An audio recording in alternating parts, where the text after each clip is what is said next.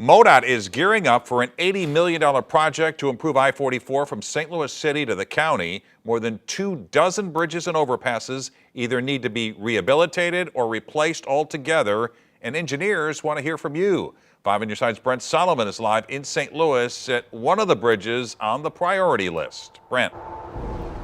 Well, Mike, we are at I-44 and Nebraska Avenue right now, and MoDOT tells me just like this one, there are a whole lot of bridges and overpasses from St. Louis to Eureka that need to be made over. That's why they want to hear from you on the best way to do that. Interstates get us from point A to point B when we need to get to our destination. Did you know some of the bridges in the St. Louis area have been around half a century?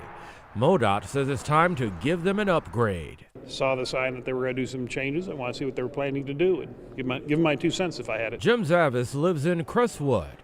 He came out to an open house Tuesday to learn more about the state's plan to either rehabilitate or replace bridges from St. Louis to Eureka. And some of the issues at like Laclede Station and I-44, what are the options there to improve traffic flow? It backs up because of the traffic light, and if they could put it in a traffic circle, it might make it better. Engineers say no feedback is too small. This isn't a giant intersection. The scope is not to rebuild.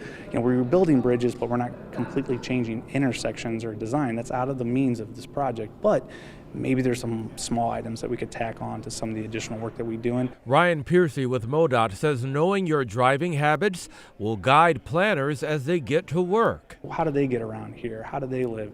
What are some problems that they may see? Now, this is just us coming out and getting a bunch of additional information from people that live in these communities. It's important. You don't want to see anything fall down. We've seen bridges fall down in the past. It's good that they're listening. The question is, are they hearing?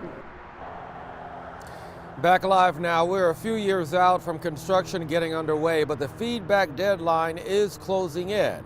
There will be another public open house come Thursday. That will be at the Missouri Foundation for Health. That information, along with an online survey in case you can't come in person, all of that is available right now at ksdk.com.